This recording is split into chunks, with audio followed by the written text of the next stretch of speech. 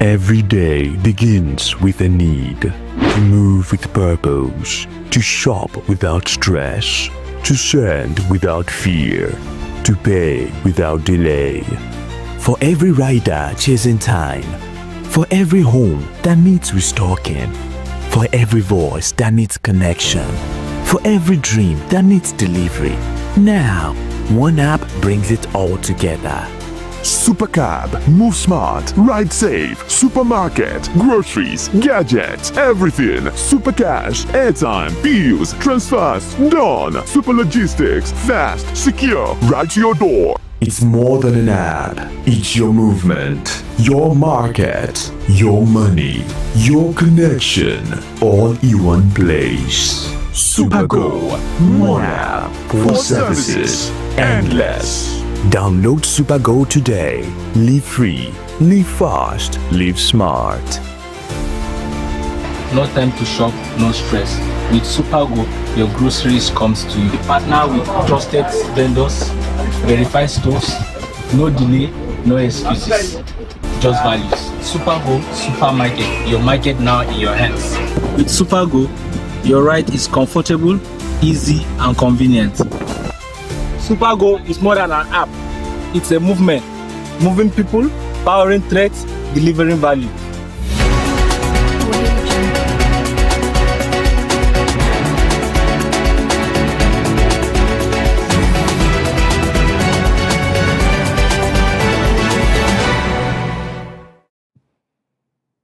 Good evening and welcome to News at 9 p.m. I'm Brida James. Tonight we bring you the latest headlines shaping Nigeria and the world, from breaking news and politics to sports and entertainment. Let's get started.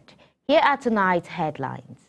On national news, Tinubu presents 2026 budget, proposes 5.41 trillion naira allocation for security. International news, Trump says war with Venezuela not ruled out as tension escalate. Business news, 149 firms to retain tax holiday under new law, the federal government says. Entertainment news, buying Range Rover Sport was my biggest financial mistake, Zen Solomar said. On sport news, Nigeria football deserves better, Michael slams NFF. And now the news in full. President Bola Tinubu has presented Nigeria's 2026 federal budget to a joint section of the National Assembly, proposing a total expenditure of about 58.18 trillion naira. And the proposal, security receives the largest allocation, 5.41 trillion naira, marking the third year in a row that defense and security spending tops all sectors in the national budget. Tinubu emphasized that national security is fundamental to economic growth, investment, and social stability, given ongoing threats such as terrorism, banditry, and kidnapping. The security funds are intended to modernize the armed forces, strengthen intelligence-driven policing, enhance border surveillance, and support joint operations among security agencies. He also outlined a major reset of Nigeria's national security architecture, including a new counter-terrorism doctrines and a policy to clarify armed groups operating outside state authority, such as bandits, militias, kidnappers, and violent cult groups, as terrorists along with their financiers and enablers. Other key budget allocations include 3.56 trillion naira for infrastructure, 3.52 trillion for education, and 2.48 trillion naira for health. Tinubu acknowledged physical pressures but defended the emphasis on security, saying peace and stability are prerequisites for progress in other sectors. Senate President Godswill Akpabio has responded to growing public criticism that Nigerian lawmakers are sell out for cooperating closely with the executive branch, saying collaboration between the legislature and presidency is essential for national progress. His comments came as President Bola Tinubu presented the 2026 appropriation bill to a joint section of the National Assembly. Akpabio argued that hospitality between government arms has historically undermined nations and cooperation is vital under the Constitution. He described the budget as more than numbers, calling it a reflection of national priorities, hopes, and difficult choices.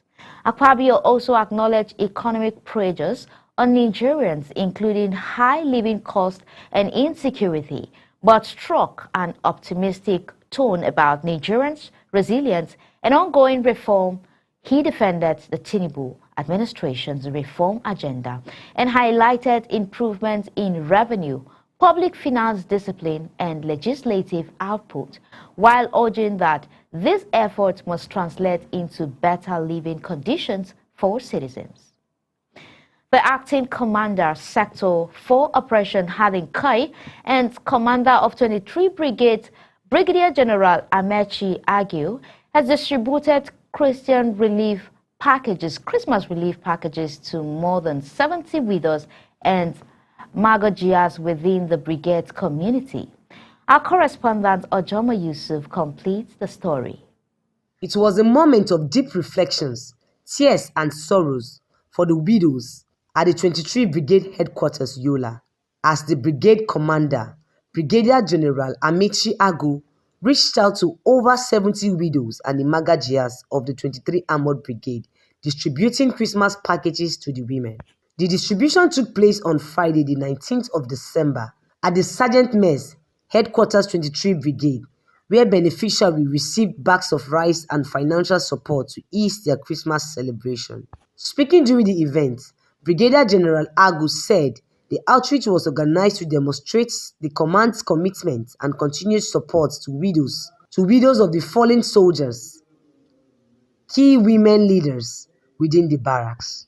He noted that the Christmas season is one that symbolizes love, hope, and goodwill, but can also be a painful reminder for families who have lost their loved ones on duties. Brigadier General Agu also commended the Magajias for their unwavering support in promoting unity and family stability within the barracks, describing them as the vital pillars of the cantonment. Responding on behalf of the Magajias, Christiana Patrick expressed gratitude to the commander for remembering them during the festive season. One of the widows, Naomi James, also expressed appreciation on behalf of all widows, thanking the brigade commander for the gesture.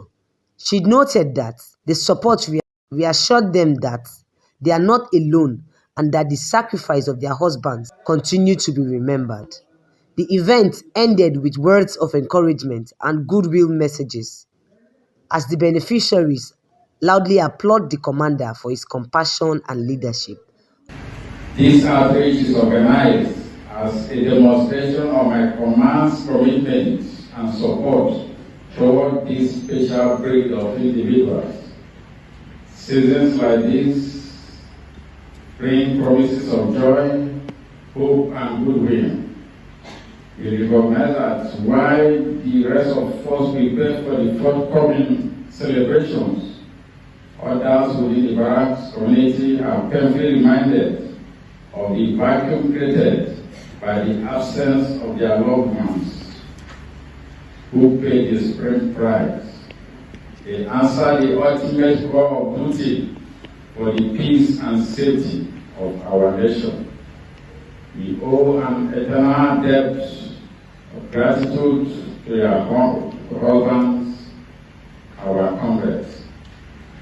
Today we are here to say we remember you and you are not alone. Most especially, I extend my warmest welcome to the brave and resilient widows of our foreign colleagues. Ojoma Yusuf, Psalm TV News, Yola. President Bola Tinubu has renewed his commitment to establishing a state police system in Nigeria as a key strategy to tackle the country's worsening insecurity, telling United States and European partners that his government will implement the reform. Tinubu made the remark at the 14th All Progressive Congress National Caucus meeting in Abuja, stressing that state policing must happen to improve internal security and strengthen governance at the subnational level.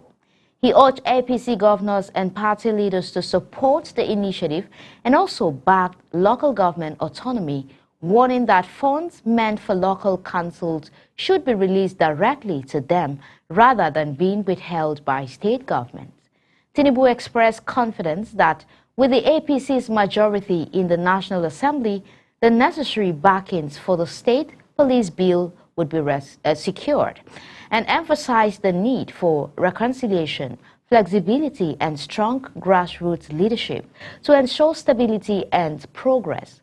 The comment reflects growing calls within Nigeria for decentralized policing amid rising threats from banditry, terrorism, and other violent crimes, and come alongside public surveys showing broad support for state police as part of broader constitutional reform. President Bola Tinubu, Vice President Kashim Shettima, and Senate President Godswill Akpabio were present on Thursday as APC held its 15th National Executive Committee NEC meeting at the State House Conference Center in Abuja. The session began in the evening following Tinubu's arrival. The gathering was the party's second NEC meeting in 2025 and the first since Professor Natanwo Yelwada became APC National Chairman in July. It opens with a Christian prayer led by Taraba State Governor. Several APC governors, including those who recently defected from the People's Democratic Party, along with former governors, principal officers of the National Assembly, and other senior party leaders, also attended the meeting.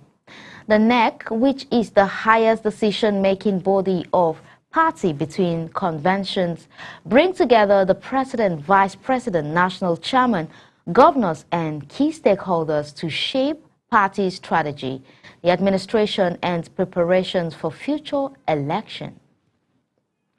The Federal Executive Council, FEC, approved Nigeria's 2026 budget, paving the way for President Bola Ahmed Tinubu to present it to a joint section of the National Assembly later today. The approval followed reviews of the 2026 to 2028 medium-term expenditure framework and also fiscal strategy paper with an oil price benchmark of $64.85 per barrel and an exchange rate of 1,512 to $1. Reports indicate the budget total of 58.47 trillion, a 6% increase over 2025, incorporating 4.98 trillion naira for government-owned enterprises and 1.37 trillion for grant and donor projects. President Tinubu's special assistant on social media, Dada Olusegun, announced the clearance via X, noting the budget readiness for immediate legislative submission. Vice President Kashim Shettima chaired the meeting, marking a key step in the renewed hope agenda with conservative assumptions on oil prices and exchange rate, and also revenues shifting towards non-oil resources. The National Drug Law Enforcement Agency and the Nigerian Police in Jigawa State have pledged to strengthen their collaboration in the fight against drug abuse, trafficking, and related criminality. During the courtesy visit involving the newly posted NDLEA State Commander, the police confirms commitment to working closely with NDLEA to tackle the growing menace of substance misuse and its associated crimes in the state. The agreement reflects a broader push across Nigeria for inter-agency cooperation to disrupt drug network, project communities, and reduce abuse, leveraging shared resources and intelligence to enhance enforcement effectiveness. Former Delta North Senator Peter Onyelukachukwu Nwaboshi has died, prompting deep sorrow across Delta State and beyond. The lawmaker passing was confirmed on Friday, December 19, 2025, with details surrounding the circumstances of his death yet to be publicly disclosed. Governor Sharif Oborori of Delta State described Nwaboshi's death as a great loss to Delta State, the Anioma Nation, and Nigeria as a whole. In a condolence message issued through his chief press secretary, the governor paid tribute to late senator's lifetime of public service and leadership. Oborori recalled Nwaboshi as a proud son of Delta State and a courageous defender of Anioma cause, whose contributions to nation building and religious development left an indelible mark. He highlighted the late senator's impactful tenure in the National Assembly, where Nwaboshi served as chairman of the Senate Committee on Niger Delta Affairs, advocating strongly for development of the Niger Delta and Delta State. In his message, the governor extended heartfelt condolences to Nwaboshi's immediate family, the Anioma people, member of All Progressive Congress, and all whose lives the former senator touched. He prayed for strength and comfort for the bereaved as they mourn the loss of a distinguished leader.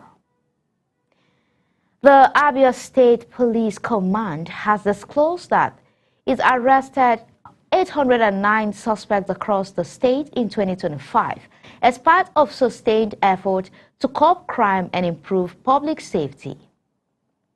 The Commissioner of Police said the arrests were made during various operations targeting armed robbery, kidnapping, cultism, murder, human trafficking, drug-related offenses, and other criminal activities. In addition to the arrest, the police recorded significant operational successes, including the recovery of 88 firearms and large quantities of ammunition, which were seized from criminal suspects during raids, stop and search operations, and intelligence-led intervention.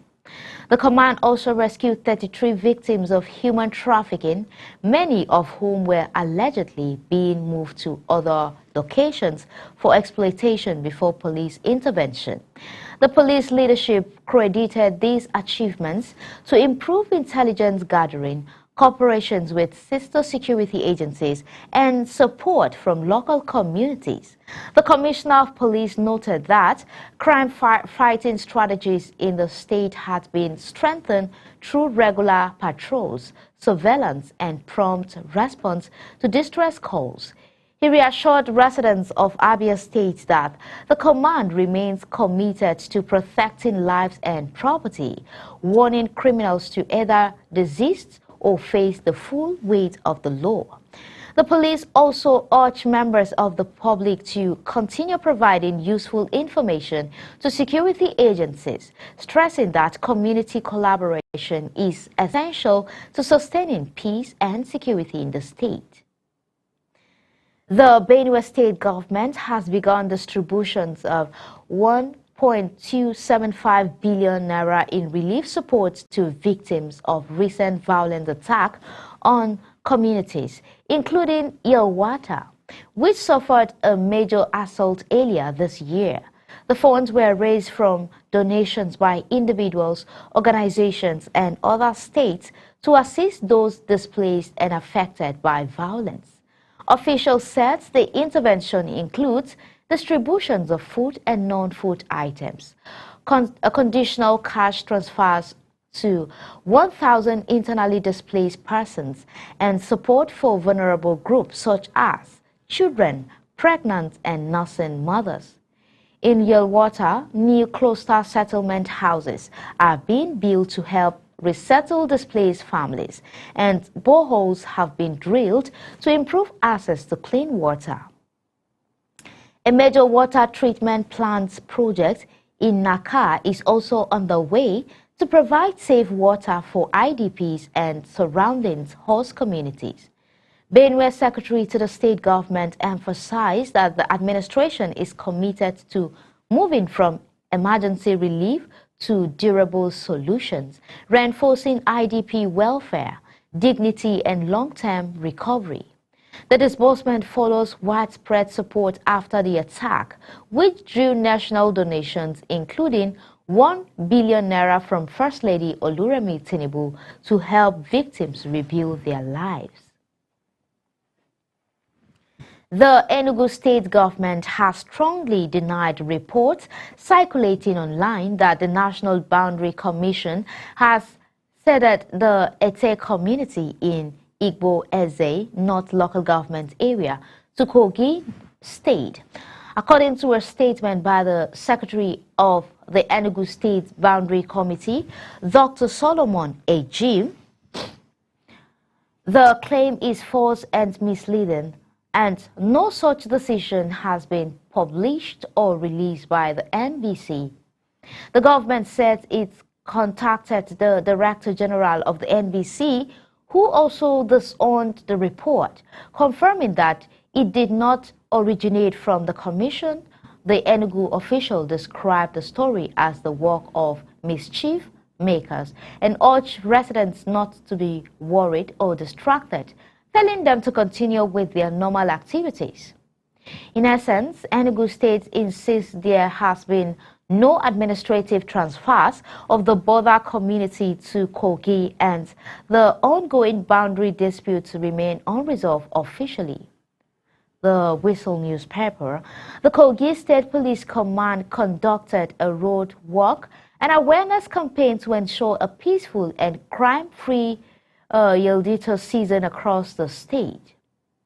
The exercise brought together police officers, community leaders, and local stakeholders with the aim of sensitizing residents about security measures and promoting collaboration between the public and law enforcement. Officers engage with community members along major roads and marketplaces, providing advice on crime prevention and encouraging citizens to report suspicious activities promptly.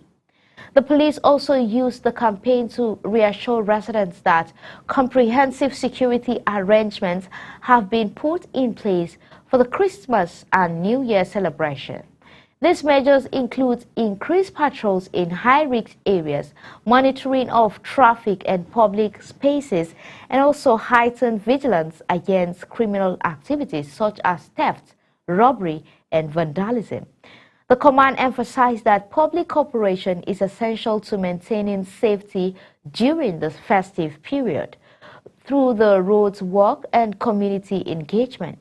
The Kogi State Police Command demonstrated its commitment to proactive policing and to fostering a sense of shared responsibility for securities. The initiative also aimed to strengthen trust between the police and local communities, highlighting the importance of partnership in preventing crimes and ensuring a safe and enjoyable holiday season for all residents. A coalition of civil society organizations has sounded the alarm over a recent surge in deadly attack affecting vulnerable communities, and is calling on the Nigerian government to urgently provide protection for internally displaced persons. At a media briefing in Abuja, representatives of the coalition expressed deep concern about reoccurring violence and killing, particularly as communities prepare for the Christmas and New Year period. They highlighted a patterns of attack that have left many displaced persons living in precarious conditions without adequate securities or humanitarian protection. According to the CSOs, the violence has exacerbated the already grieved plight of IDPs who were forced from their homes due to earlier conflicts and are now vulnerable to further threats. The group said the situation demands immediate action from federal government and state government to safeguard lives and rights of these displaced Nigerians. The civil society leaders urge authorities to strengthen security presence in high-risk areas and to prioritize protection and also address both physical safety and access to essential service for displaced populations. They warn that failing to act could lead to more loss of lives and prolong the humanitarian crisis facing thousands of families still traumatized by displaced and ongoing insecurity in Nigeria. The Deputy Governor of Edo State, Dennis Udosa, has directed that primary health care facilities in rural areas of the state be strengthened to improve access to essential health services for residents. He announced the directives while chairing the 4th quarterly meeting of the Edo State Primary Health Care Task Force in Benin City on Friday. It also challenged local government chairmen to expand healthcare services across the state rural communities, emphasizing that no area should be left behind in the delivery of quality health care. He highlighted the importance of the directives in light of the upcoming measles rubella vaccination campaign scheduled for 2026, which aimed to reach children aged 9 months to 14 years, regardless of their prior vaccination history. The Deputy Governor said the goal of the campaign is to boost immunity among eligible children throughout Edo State. Speaking at the meeting, it also stressed that the 4th quarterly section provided an opportunity to review the performance of task force and realign strategies for effective healthcare delivery ahead of the new year. He noted that health remains a critical component of the SHINE agenda. The administration development blueprint focused on security, health, infrastructure, natural resources, and education. Udosa expressed satisfaction with progress made in healthcare delivery over the past years, attributing the gain to collective effort and strong collaboration with development partners. He also acknowledged the strategic guidance of National Primary Healthcare Development Agency, which continues to support Edo State's alignment with national health priorities.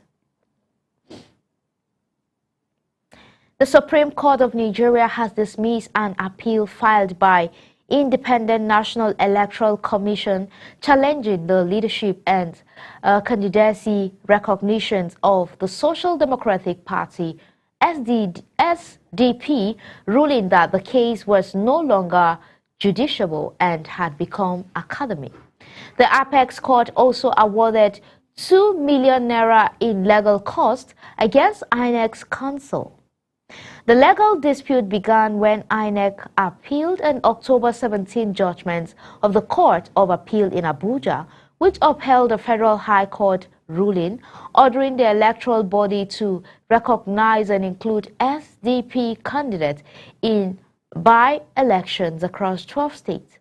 Those candidates had emerged from party primaries monitored by INEC, and INEC argued that some letters and nominations form submitted on behalf of the SDP were invalid because they were signed by party officials whom the commission claimed had been suspended.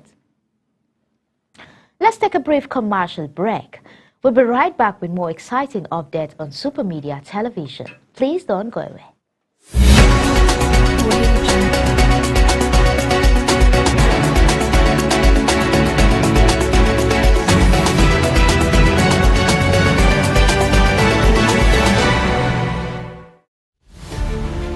Every day begins with a need to move with purpose, to shop without stress, to send without fear, to pay without delay. For every rider chasing time, for every home that needs restocking, for every voice that needs connection, for every dream that needs delivery, Now, one app brings it all together. Supercab, move smart, ride safe, supermarket, groceries, gadgets, everything. Supercash, airtime, bills, transfers, done. Super logistics, fast, secure, right to your door. It's more than an app. It's your movement, your market, your money, your connection, all in one place. Supergo, one app for services endless. Download Supergo today. Live free, live fast, live smart. No time to shop, no stress. With Supergo, your groceries comes to you. We partner with trusted vendors, verified stores, no delay, no excuses, just values. Supergo Supermarket, your market now in your hands. With Supergo, your ride is comfortable, easy, and convenient. Supergo is more than an app. It's a movement. Moving people, powering threats, delivering value.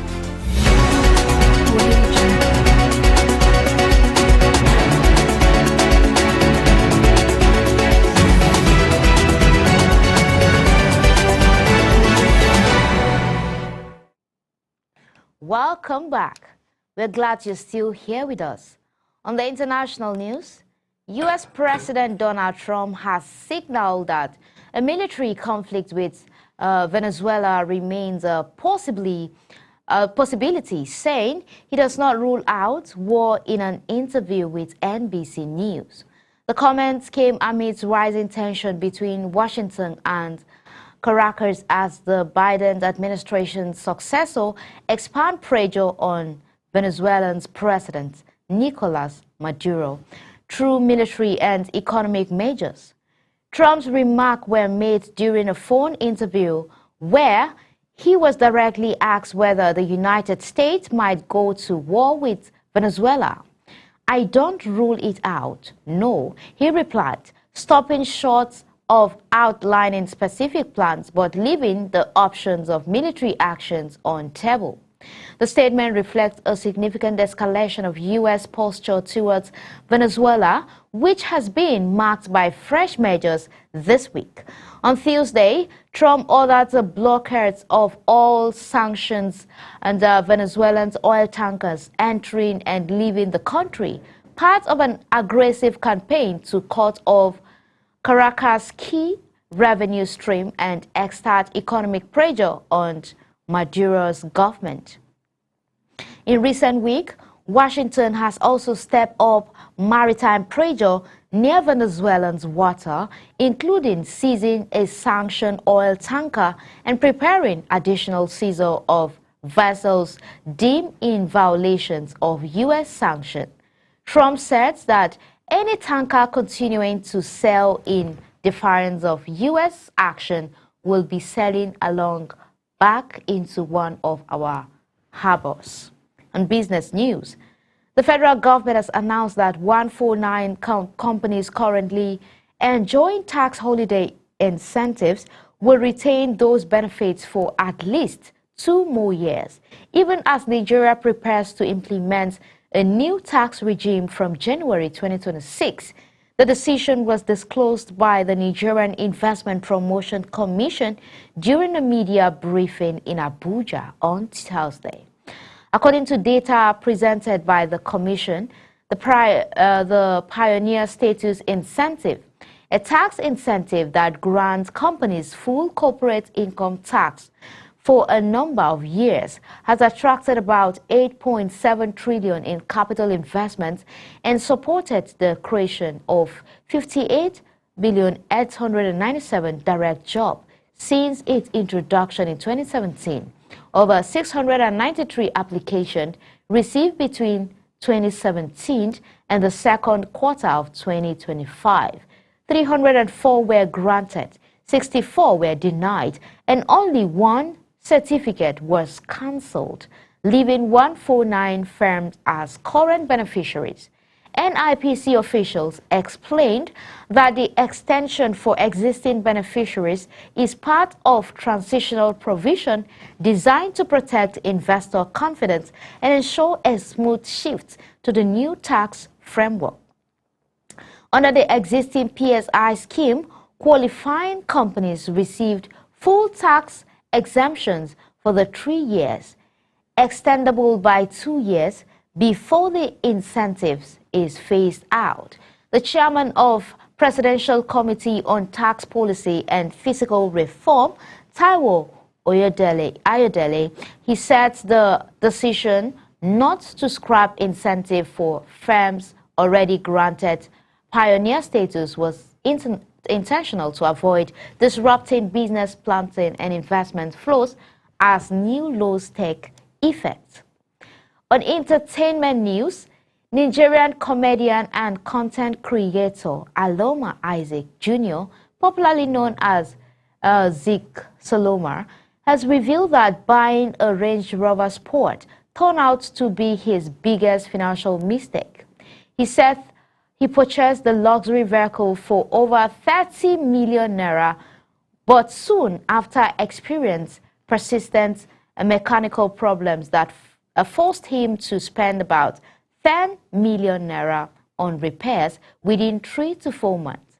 Despite the repair cost, the issue continued and he ultimately sold the car for 11 million naira, meaning he recovered far less than he spent and incurred a significant loss overall. He described the experience as extremely stressful and said he regrets the purchase, noting that the money could have been better used if invested in a business instead. And on sport news, former Super Eagles captain John Michael Obi has strongly condemned the Nigerian Football Federation over the way Nigerian football has been managed, especially in the lead-up to the 2025 African Cup of Nations in Morocco. He expressed deep disappointment that Nigerian football authorities appear not to have learned from past mistakes, particularly Nigerians' failure to qualify for the 2026 FIFA World Cup, and that similar organizational problems persist ahead of a major tournament. Michael questioned how the head coach could still be earned unpaid salaries at such a crucial time, saying that such issues are shameless and unbefitting of a serious football nation. And also, unresolved administrative problems could negatively affect the morals of coaches, players and fans. He urged that all outstanding issues be resolved before the tournament begins, stressing that Nigeria and its football deserve better. Michael also said the AFCON presented an opportunity for the NFF to rebuild trust with Nigerians, but that repeated mistakes undermine that goal. Nigerians junior the Tigress have made a significant rise in the latest FIBA World Ranking for girls, climbing 9 places to 26th. The Nigerian Basketball Federation confirmed on Thursday the jump makes Nigeria one of the biggest movers globally and the highest ranked team within the top 30 to achieve such a rise in newly released standings. The rise in ranking place the Tigress third in African with 469.5 points. Egypt and Mali 21st, who also recovered gains in the latest list. Nigeria's movements up the ranking follows the team's performance at the FIBA Under-19 Women's Basketball World Cup held in Zaire, where the side finished 12th overall. During the tournament, the Tigress secured a morale-boosting win in the classification rounds and competed competitively despite narrow defeats in other matches. Their tournament showing was highlighted by strong individual contributions from players such as Captain Wando Hambam, who led team scoring in key games, and also teammates Nora Ezike, Haminatu Ayodeji, underlining the growing depth and promise of Nigerians' youth. women basketball programs. At the top of the global ranking, the United States remained first, followed by Spain and Canada, reflecting broader trend from recent youth competitions. The latest ranking boost has been welcomed by sport observers as a positive sign for future of Nigerian basketball, showing that grassroots development and international exposure are yielding measurable progress on the world stage. And that is where we end the news at 9 p.m. for tonight. Stay tuned for more exciting programs and commentaries. I remain your girl, Bridget James. Thank you for joining us. Goodbye.